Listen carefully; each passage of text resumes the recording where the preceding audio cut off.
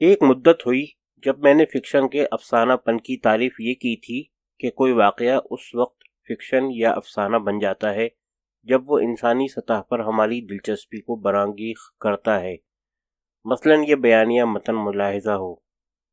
ایک درخت سے ایک پتا ٹوٹ کر گرا اور نیچے بہتے ہوئے چشمے میں ڈوب گیا۔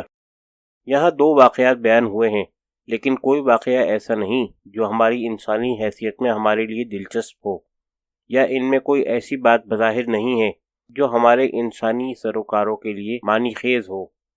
لیکن اگر ہم یہ فرض کریں کہ درخت سے مراد شجر حیات ہے اور درخت سے نیچے جو ندی بہہ رہی ہے وہ موت ہے، جو ہر چیز کو باہر لے جاتی ہے، اور پتے کا ٹوٹ کر گرنا اور پانی میں غرق ہو جانا کسی زندگی کے ختم ہو جانے کے معنی رکھتا ہے، تو ہماری انسانی ہوش مندی ایک حد تک بیدار ہو جاتی ہے، لیکن اس حد تک نہیں کہ ہمیں ذاتی طور پر درخت یا گرے ہوئے پتے سے کوئی ہمدردی یا ان کے بارے میں کچھ تردد ہو جائے، یا ہم یہ سوچ کر افسوس میں مبتلا ہوں کہ ہمارے ساتھ بھی ایسا ہو سکتا ہے۔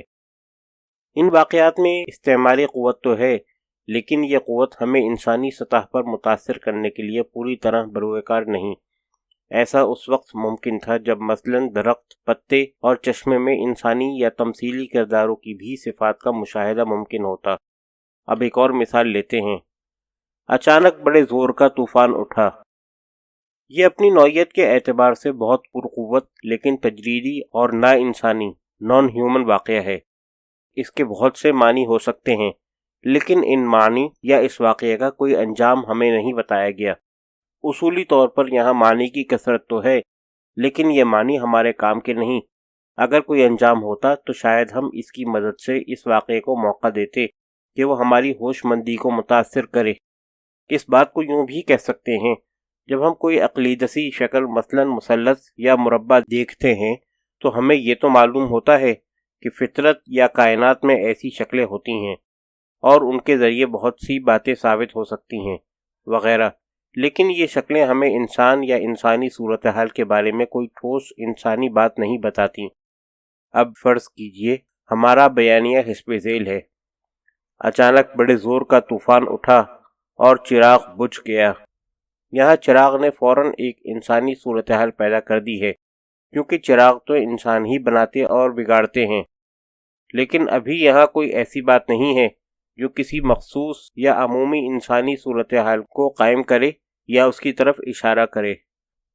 لفظ چراغ بہت سی تجریدی اور استعمالی باتوں یا امکانات کا حامل ضرور ہے، اور یہ باتیں ہمیں ذہنی یا عقلی طور پر متاثر کرتی ہیں یا بامعنی معلوم ہوتی ہیں، لیکن ہم ان باتوں میں انسان کی سطح پر داخل نہیں ہوتے، کیونکہ ابھی تک ہم کسی ایسے واقعے سے دوچار نہیں ہوئے جس میں کوئی انسانی پہلو ہو۔ لیکن اگر یہ کہا جاتا اچانک بڑے زور کا طوفان اٹھا اور چراغ بجھ گیا، غریب طالب علم نے مجبوراً کتاب بند کر دی اور اسے ایک طرف رکھ دیا۔ اب بہت سی باتیں سامنے آتی ہیں یا مضمر ہیں، لیکن ہم انہیں فوراً دیکھ سکتے ہیں۔ چراغ یا طوفان میں کوئی استعاراتی معنی نہیں ہے، لیکن انسانی معنی ہے۔ کوئی طالب علم ہے، وہ اتنا غریب ہے کہ بجلی تو کیا، لالٹین بھی اس کی استطاعت سے باہر ہے۔ جہاں وہ رہتا ہے وہ جگہ بھی بہت ترقی یافتہ نہیں ہے۔ وہاں سڑک پر مٹی کے تیل کے چراغ والے کھمبے ہوتے ہیں، بجلی کے کھمبے نہیں۔ طالب علم اسی چراغ کی روشنی میں اپنا سبق یاد کرتا ہے یا امتحان کی تیاری کرتا ہے۔ طوفان نے سڑک کا چراغ بجھا دیا تو طالب علم کا پڑھنا بند ہو گیا۔ میرے وضع کیے ہوئے بیانیے کا یہ روپ گزشتہ دو بیانیوں سے مختلف ہے، لیکن اس میں الفاظ زیادہ ہیں، معنی کے امکانات کم ہیں، لیکن معنی کے امکانات کی کمی کو انسانی سروکاروں کے وفور نے ہمارے لیے زیادہ معنی خیز بنا دیا ہے۔ یہاں مجھے غالب یاد آتے ہیں۔ ہجوم سادہ لوحی پنبے گوشے حریفہ ہے، وگرنہ خواب میں مضمر ہیں افسانے کی تعبیریں۔ غالب بظاہر فکشن کی تنقید کا ایک نقطہ بیان کر رہے ہیں، ایسا نقطہ جو میرے اس وقت کی استدلال کے لیے مفید مطلب ہے۔ اوپر میں نے کہا تھا کہ فکشن میں معنی کی کثرت سے زیادہ اہمیت انسانی سروکاروں کی ہے۔ غالب اس سے بڑھ کر یہ کہتے ہوئے نظر آتے ہیں کہ اگرچہ افسانوں یا کسی بھی فکشن کو تعبیر کی ضرورت ہے، لیکن لوگ یہ نہیں جانتے کہ ہم جو خواب دیکھتے ہیں انہی میں ہمارے افسانے کے معنی موجود ہیں۔ خواب کیا ہے؟ تخیل کا کرشمہ ہے۔ اس لیے تخیل کو کام میں لائیں تو ہم دیکھیں گے کہ جو بھی افسانے کسی نے، وہ کوئی شخص ہو یا کوئی اور ہستی، گھڑے ہیں، وہ دراصل ہمارے خواب ہیں، یعنی تخیلی حقائق ہیں۔ بالفاظ دیگر فکشن کی تعبیر اس کی سطح پر نہیں ہوتی، کہیں دور گہرائی میں ہوتی ہے۔ میرا کہنا یہ ہے کہ گہرائی کی یہ سطح انسانی سروکاروں اور انسانی دلچسپیوں کی سطح ہے۔ فکشن کو ہم تب ہی سمجھ سکیں گے جب فکشن ہمیں بطور انسان اپنی گرفت میں لیتا ہے۔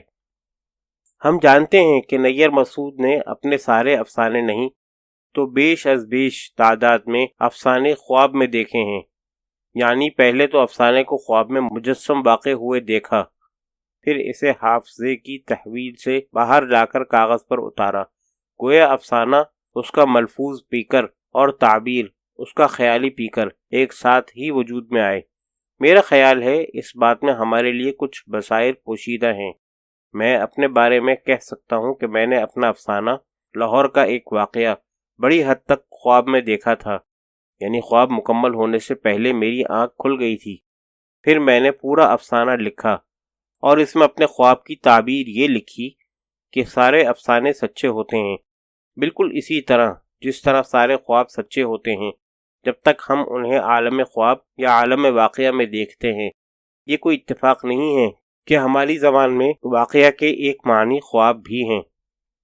میرا کہنا ہے کہ فکشن نگار ہم سے تقاضا کرتا ہے، بلکہ ہمیں مجبور کرتا ہے کہ جو واقعہ وہ بیان کر رہا ہے تم اسے سچ سمجھو، چاہے وہ سچ ان معنی میں نہ ہو جن معنی میں کوئی آنکھوں دیکھا حال سچ ہوتا ہے۔